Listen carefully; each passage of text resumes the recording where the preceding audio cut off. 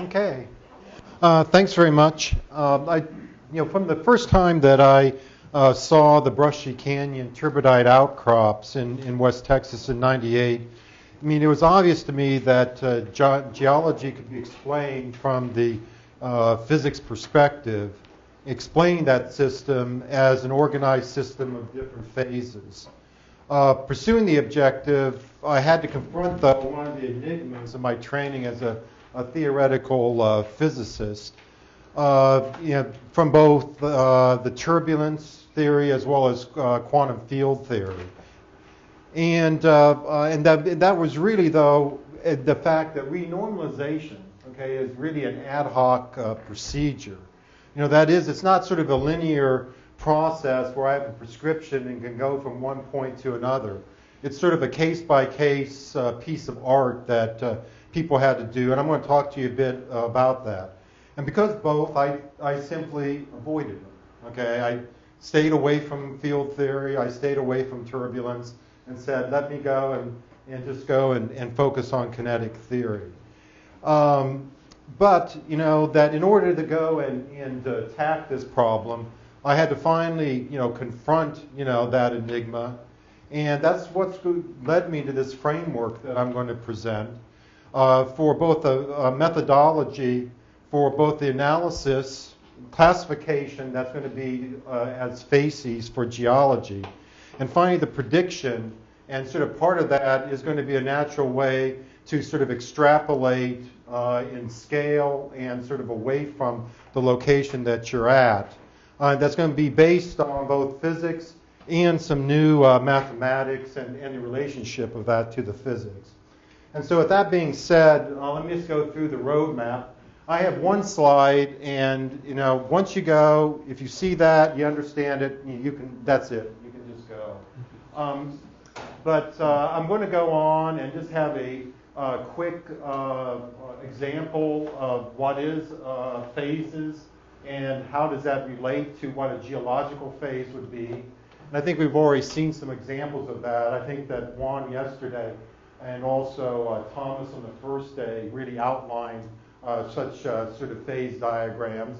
I'm going to go through and show you how simulation can be used and sort of interpreted within this framework.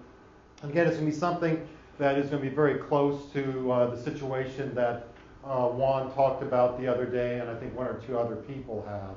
But here's the new math that Stéphane Mallat, at the time he was at l'École Polytechnique, now he's at École Normale Supérieure, ended up going and coming up with some new math. The bottom line is, I think it's the ultimate attribute of geology for both the identification of what the geological bedding is and also some of these sort of patterns that you're getting for the solutation type dynamics in the Aeolian situation, and also thereby sort of scale extrapolation. And then finally, too, that for the people that are going and trying to do these forward models and want to go and match them up to their the observed field data, what do you compare? You need to have a metric, and I think it gives you that, so you have an objective function in order to be able to optimize the initial conditions and coefficients of the partial differential equations in order to be able to match the observed, either field or experimental data. And then finally, though, I asked myself the question, why is this working so well? Well, because Stéphane just said, well, I want to have something with these properties, and look how neat it is. Well, if it's really helping you identify these physical systems, what is the relationship to the physical system? And that sort of led to, and I'm not going to pull any punches because of the building we're in, but because normally if I would go and say it's a new perspective on renormalization of field theory, just about every manager and scientist in my company would just get up, walk out, and just stop listening. But I'll go and have a couple things that puts that in perspectives. But finally, I'm going to tell you the conclusions up front. Okay, first of all, it is the physics. There's a one-to-one correspondence between what geologic facies are and the phases of the self-organization of the system. And finally, this transformation that Stéphane comes up really looks to be sort of the ultimate metric of the geology. Okay? And so let's go and dive into this. And here's the one slide. So if you know this, you can just walk out. That we start here on the left, and we've seen a lot of these, okay? And you have a system of partial differential equations, and you also have some initial conditions and boundary conditions, and so that you have this set of numbers. You set these numbers, these things will go and chug and give you a state of the system or what the bedding is. And I'll show you an example of that, okay? But if you stand back, okay, that this is also sort of equivalent from a field theory viewpoint of specifying the Lagrangian of the system. Okay, then I go and I have this state, which is actually one of the bedding planes, and I go and I have a system response. And since these are really stochastic PDEs, that you actually go and get what the state of the system is here, okay? And that really the ensemble of all of the sort of textures you can get by small perturbations on this set of PDEs end up giving you what the state, again, of the system is, or the system response, right? Okay, now we know how to do that. But, okay, how do we analyze this? If we go and have 2 or 3 different textures, how do we compare them? Well, let's go and take some type of transformation on them. In this case, you'd like to have a transformation to wherewith you subtract 2 things, it forms a metric on the space, so that I can go and tell which of these beds or sort of most bedding patterns end up being most alike. And that's what Stefan came up with, is a scattering transformation that acts as a metric on the space of sort of realizations of a stochastic process, which could be generated by a stochastic set of partial differential equations. But it also ends up being a metric of the texture, okay, to being able to tell a shag rug from grass. And this ends up being, again, operates on what the system response is. And the cool thing, though, is that this also, and this is the work that I've done, goes, and this can be related to the scattering matrix of the physics, okay? And that what he ends up calculating with all of these coefficients ends up just being all of the scattering cross-sections of the theory, okay? And for those of you that are familiar with physics, that you realize that if I know all of the scattering cross-sections, I know all of the partial differential equations and what the coefficients are of that set of partial differential equations. That's why they build all these large particle accelerators, because by studying and slamming all different combinations of particles against each other and seeing what comes out and knowing that full matrix, it actually tells you what these are. In their cases, the coefficients will be things like masses of particles, okay? This also can be looked at as a generalized Green's function. It tells you what the physics looks like as a function of scale of investigation, and also sort of equivalently can go and show you what the running coupling constants are, or the coupling constants in this case would be related to things of how does the Reynolds number change as a function of scale, how does the field U itself change as a function of scale. But then the interesting thing is that this perspective of the dynamics is really that of the Hamiltonian or canonical perspective, and you can go and directly relate that to a functional on the Lagrangian. So you have an explicit relationship to this transformation of this field here to what the dynamics are that ended up causing it. Let me sort of say that again, that you have a relationship between, by looking at one of the system responses, you can go and tell how you should have set the coefficients to the partial differential equations and the initial conditions in order to be able to get that outcome. Okay? And I'm going to go and get a little bit more practical about that. Let's just go and take a look in terms of what are the phases of water. Well, okay, we all know there's solid, liquid, and gas. But also, though, you also know that the way you can tell the difference between those phases is what their correlations are. Okay? The system parameters in this case would be those Lagrangian. Specifying Lagrangian ends up being the temperature and the pressure. And also then we have the state of the system, which is what you're looking at here. And then analysis of the correlation ends up being kind of in quotes the S matrix. And from that we can go and tell what the phase of it is. Well, what does that mean in terms of geology? Well, what we'd like to do is to have some state variables, which are temperature and pressure. We divide that up in terms of where solid, liquid, and gas end up being. And then we go and, but for geology, these would be things like setting the flow size, grain size, sorting, and slope. And then you go and see whether you have a channel, levee, or a fan.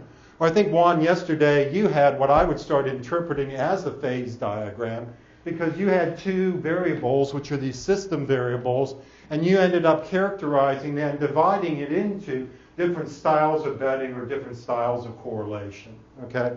That really warned me taking a look at that. Okay? And in fact, I mean, this is your picture, you know, the same one you used in terms of the Monterey Channel. And I'm going to go and show you as an example of sediment waves. It's not as rich because I don't have the bed load transport. All the transport that I have, it has to go from the bed into the fluid and then back down again. So it's going to be a subset of what you ended up showing. That there was a series of simulations done, which is this lock release. The system parameters, which I'm going to justify in a second, was the initial lock concentration, the initial particle diameter, the slope angle, and the current size. And, okay, right here, I'm just saying blah, blah, blah in terms of the equations. That really what all you need to know about these equations is that there aren't many of them, okay, and they don't have a lot of coefficients, and the powers of stuff isn't that large, okay? And really, if you go and think about it, you don't have to specify much. If I go into LaTeX, it doesn't take very many characters in order to specify what's going on here, right? And so why do I have to have a lot of numbers to specify it? The information on the system is all embedded in a very few numbers here, okay? And we're going to get back to this in a second, okay? And these are all probably fairly familiar equations to you. The implementation was done by Eckert's group here of this model. Now I'm going to start doing some variable counting. Those equations were dimensionless because I'm not interested in trivial scalings.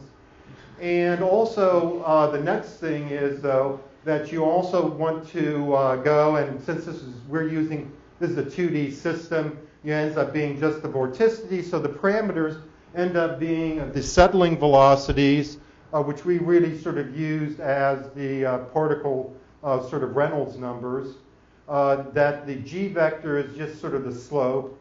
We found that just so the Reynolds number was high enough that the evolution wasn't that dependent upon the Reynolds number, and for sort of the average vorticity ends up being the flow size, okay? So, okay, now we have three things, okay, in terms of variables. Okay, well, we have to go and have an erosion model. What was used was the Garcia-Parker model.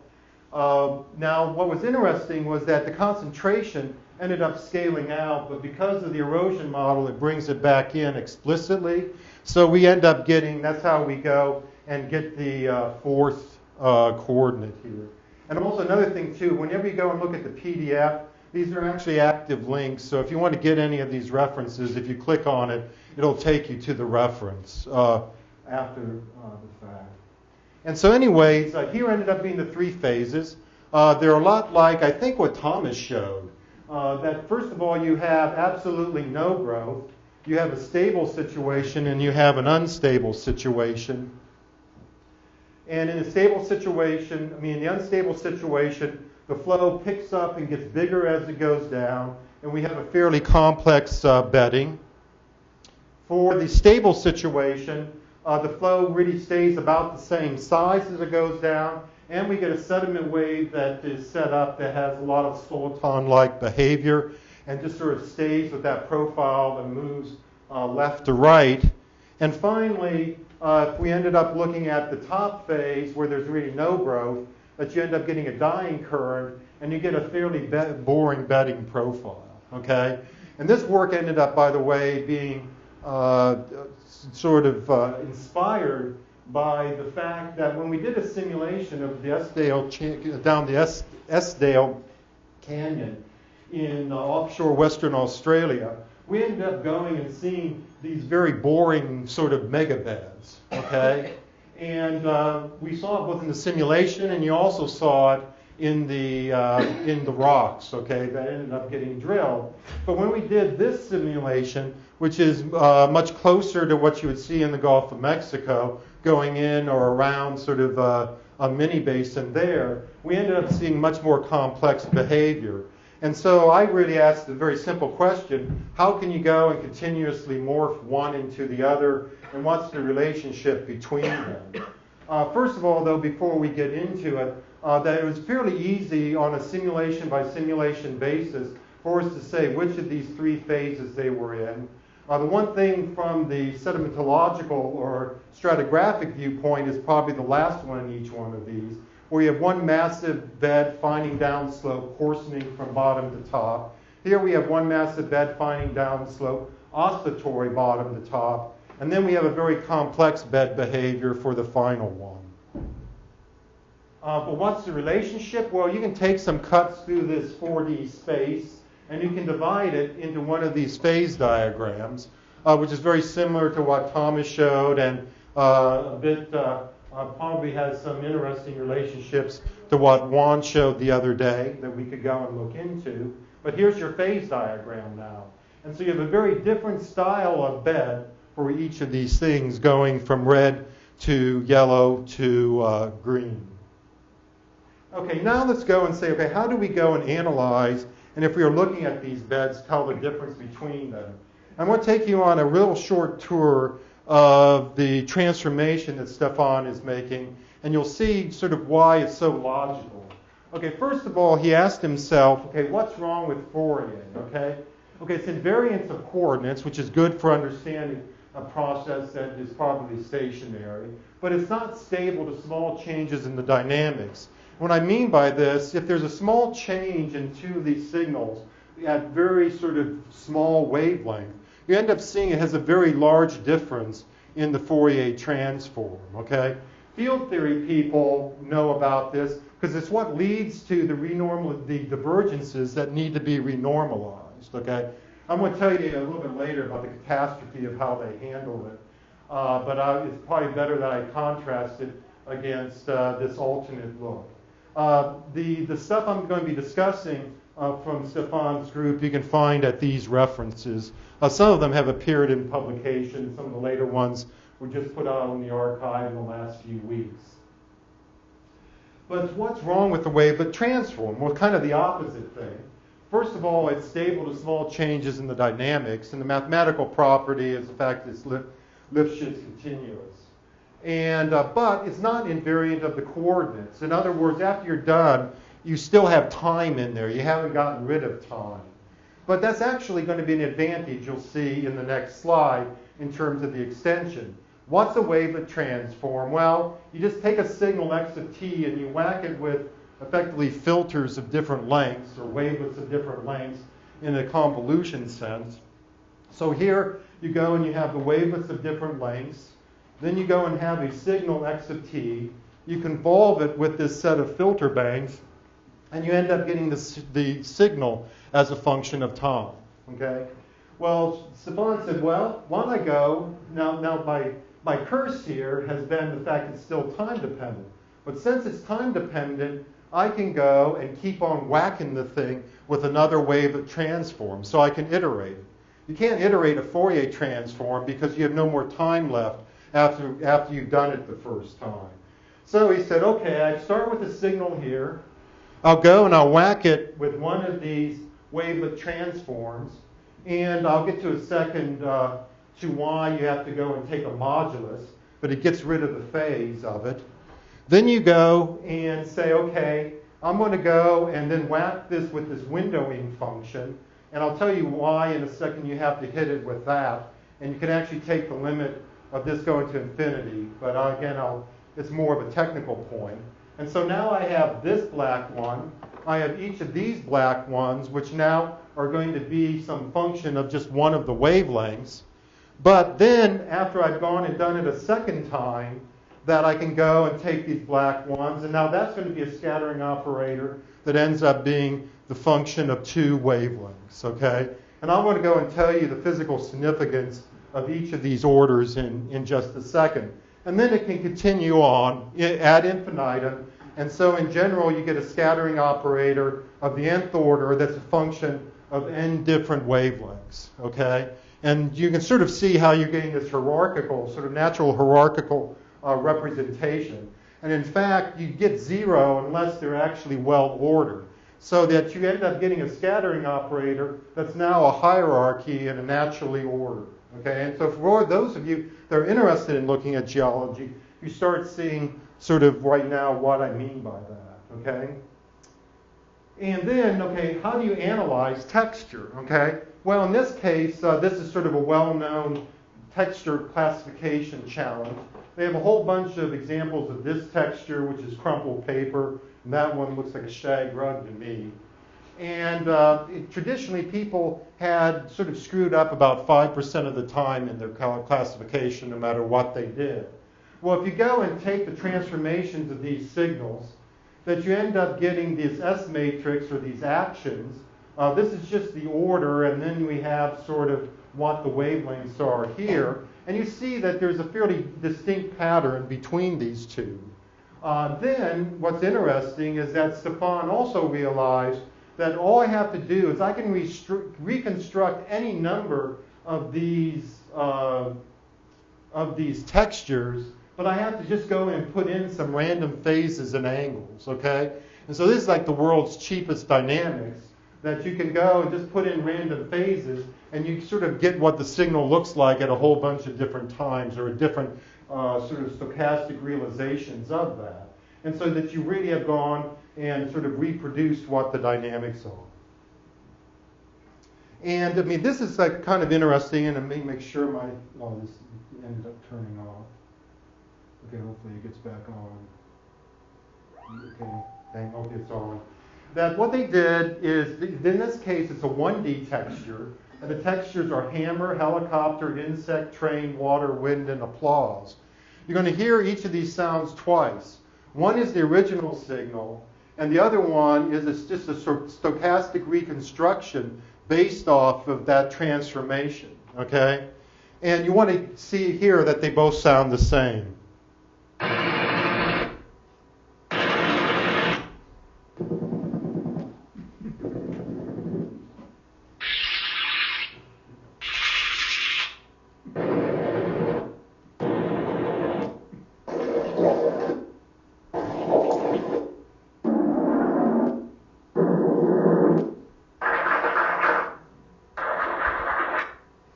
I think they could make as many realizations. If you tried to correlate those to each other, they wouldn't look alike, okay?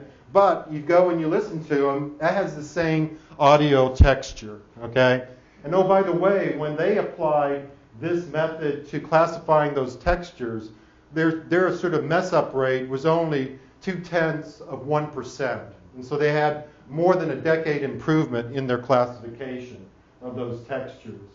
But this is where it gets really interesting, in the fact that they've been able to go and that be able to go and are able to identify a large class of stochastic processes, okay?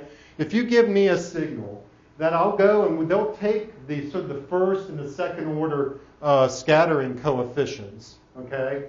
And then you can go and try to fit each of these functional forms to it, okay? Go and decide which one fits the best and what are the fit coefficients, right? I know that people have been talking about something that's fractal. Well, something that's fractal is a Mandelbrot cascade, okay? Well, something that's Gaussian looks a bit different. It's a very sort of specific, form of that, okay? Well, in fact, it has this, but it differs in the second order coefficients. Here, you just can go set gamma to the -1/2. But you see that there's a difference here in the second order, okay? 5 minutes. Okay.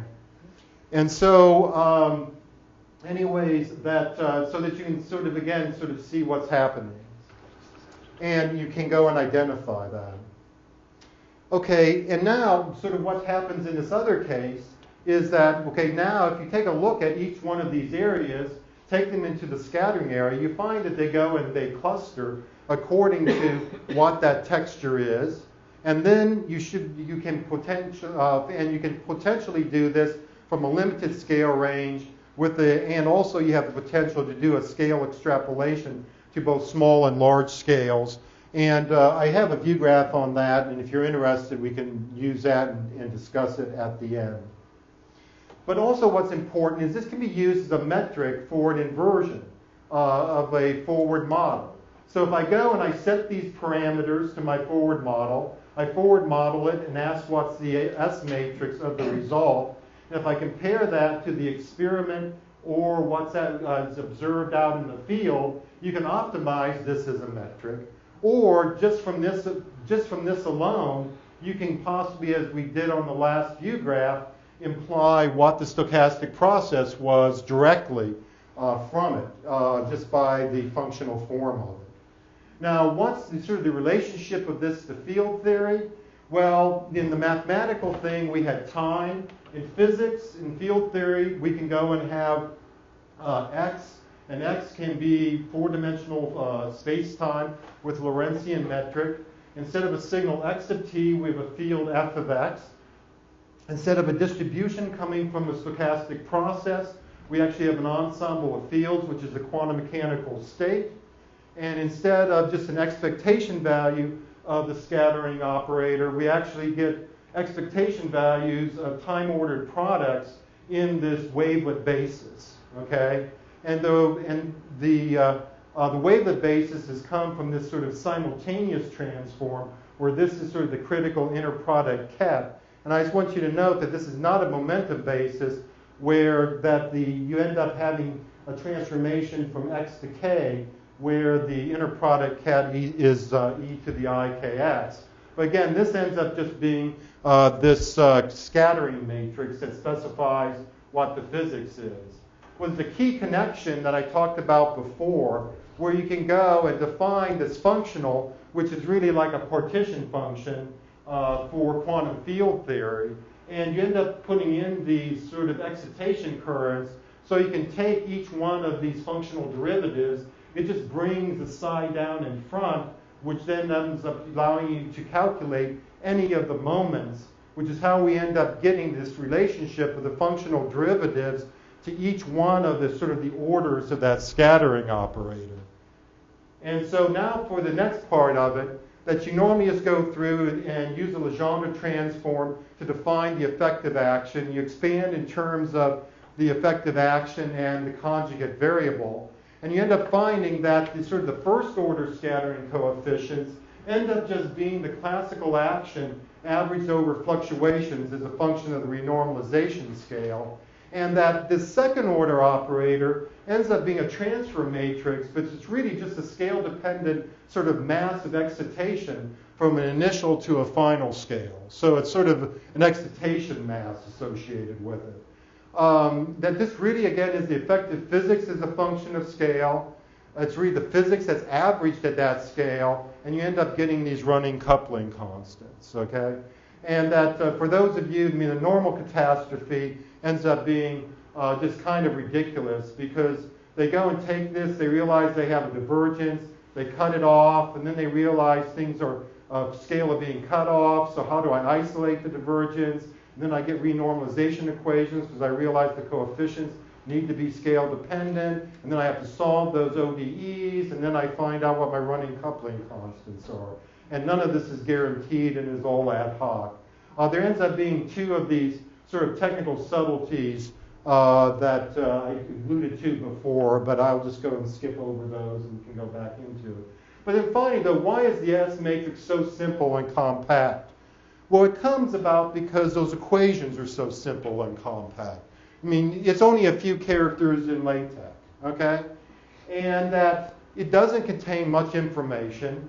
And so you cannot, since these are the sort of the fundamental alignment of it, you can't have many coefficients that are non-zero. Again, because of the low order and the limited number of terms and constants in there. So anyways, let me just move on now to the conclusions. And it's all about the physics and being able to identify what the physical system is. That the geologic facies end up being very akin to physical phases of the organization or the correlation of the system. And finally, that correlation of the system is really orthogonally captured in the S matrix.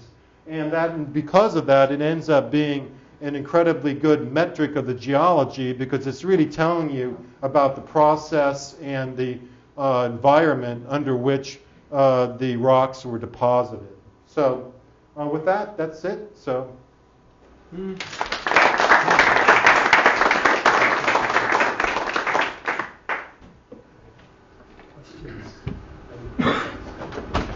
I'm trying to understand better what you're doing. So is the purpose of these transformations that you have applied, is it in some sense to establish a reduced order system that can describe the dynamics with fewer degrees of freedom? Would that be one way of looking at it, or? Yeah, I mean, there are a couple purposes of it, right? You know, first of all, to have numbers that will allow you to identify what the system was that caused it, okay? Or at least know that in two different situations, the same system ended up causing that, okay? And it also allows you, as I said, to sort of compare and optimize if you're trying to do an inversion, right? Because you have two bedding things that, you know, if you go and take a look at it, that you really want to compare the textures, not compare where every bed is, okay? But the other thing, though, too, is, and it sort of goes back to one of my advisors, Marshall Rosenbluth, who was behind the Metropolis algorithm. And I remember him, you know, stating with respect to the Metropolis algorithm that, you know, it's very expensive to integrate the equations, okay? And what you'd like to do is have incredibly cheap prescription that would generate, you know, outcomes that all satisfy detailed balance and no more, right? And that's how they ended up putting together what their prescription was, you know, for the Metropolis Hastings method, and to make sure that you had an ensemble with the right statistics, right? And so, yeah, for this case, that once you go and you know what this S matrix is, or this scattering transformation is, that you now have a way of being able to reproduce not just this system in statistical equilibrium, but you actually can go and generate all of the possible sort of realizations of how that the solutions of that stochastic partial differential equation could look. So in that case, it actually reproduces, it gives you a way to reproduce the dynamics with the sort of minimum amount, right? And also, though, too, it's how, you know, right now when you take a look at, let's say, an FFT of an outcome, right? Because of the fact it's not perfectly aligned, right? These couple pieces of information now have gotten sort of smeared over an incredibly high dimensional Hilbert space. And so that, you know, you don't really see what all of the sort of the very simple fundamental information that has been embedded in the signal, which is the form of the PDEs, which really doesn't have a lot of information in it, and also how you set the boundary and initial conditions on that PDE. So it's a way to be able to identify that PDE, yeah, and understand what the fundamental information is. And if you want to, you can just generate as many of those realizations as you want in a cheap way, and any ensemble average is going to be correct of any property you may take at any scale. Any more questions? Yeah. I'm interested in the properties of this scattering transform. I mean, should I be thinking of it as a linear operator, like a Fourier transform, or is it something more complex? No, it's nonlinear. Okay. Okay. And the modulus alone goes and destroys sort of the linearity of it. Right. It's unitary. Okay, and so it conserves, you know, sort of the energy in the system, and it also ends up going. You can show it goes and has reasonable. It behaves properly as a metric, which is its formally sort of Lipschitz continuous. If you want to go and know a lot more about the properties, I would go to that first reference by Stefan, where he went and derived a lot of those properties. The last reference is when he looks at the properties as you apply it to distributions of stochastic processes. Peter? It's perhaps easier for me to try to understand what you were saying by going back to something very trivial like quantum electrodynamics. If I understood you correctly, you were saying that the whole problem of divergences in quantum field theory is a non-problem. Yes. Is that what you were saying? Yeah. Okay. That would mean that essentially you should be able, with your methods, to calculate the self-mass of the electron or something like that by simply, without any divergence. And yes. Yeah. I mean, in fact, I've applied it to a 5/4 theory. The next steps are going to be trying to step out a bit more than that. Absolutely, yeah.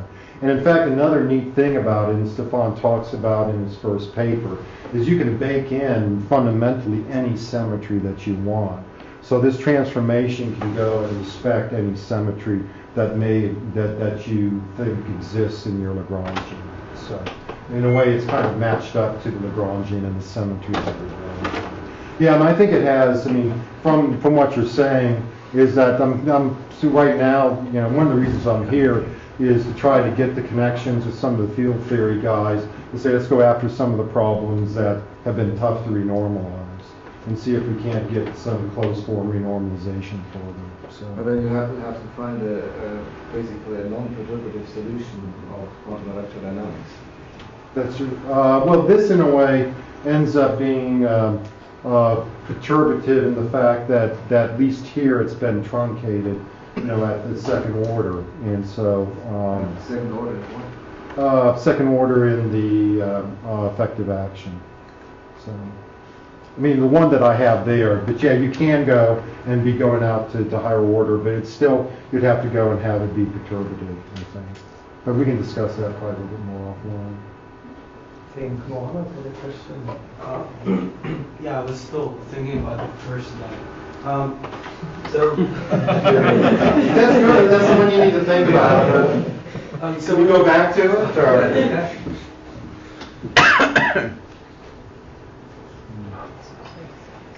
That one? Yeah, so when you're trying to form your Lagrangian, do you assume that you know those PDEs exist?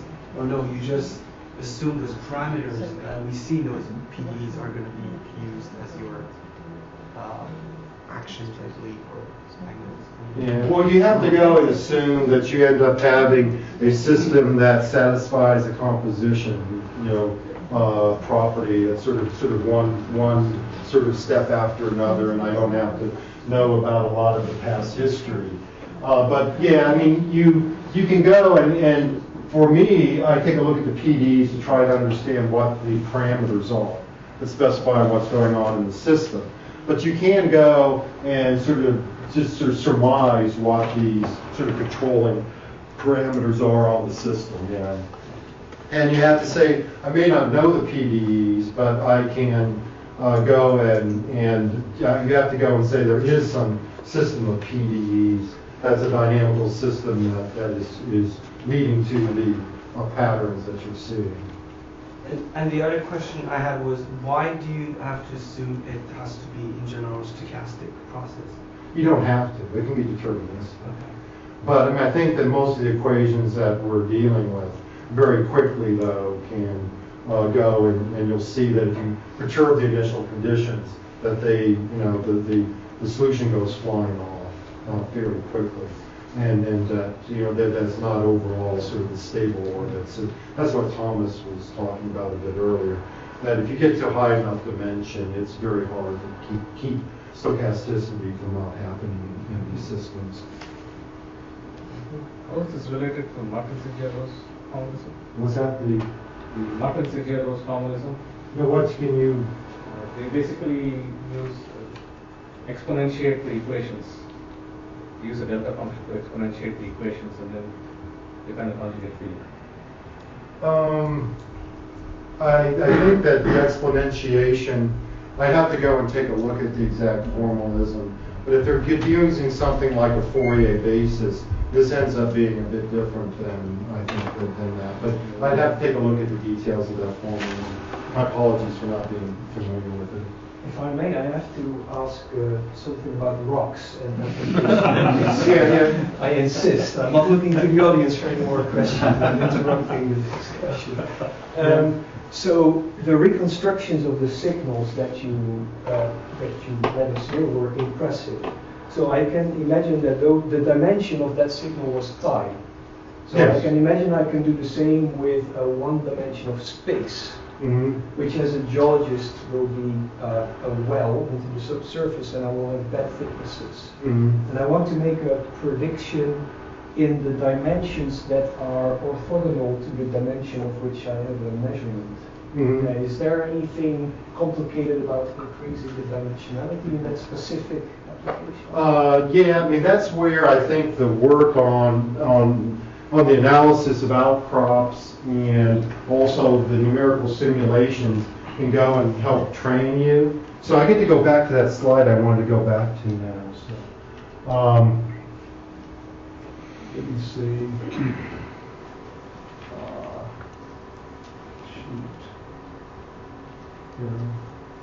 Is this it?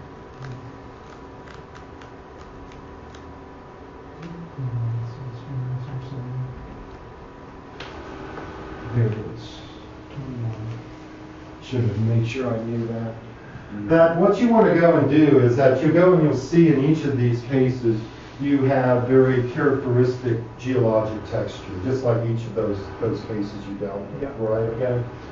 And that if you now go and take a look, in this case I'm just looking at the first order scattering coefficient, which is fairly close to a Fourier transform of the signal, right? But you can also, and you need to go to second order for any sort of non-trivial analysis. But you find that if you look over the greens, the yellows, and the reds, you'll see very sort of characteristic overall scaling profiles, okay? And if you've gone out to outcrop or simulation, and what you end up realizing there is that, you know, if I go and if I look at this area right here, okay, and this could either be in the dimension that you're talking about, it can be at a different scale. In this case, this would be representative of a seismic scale, okay?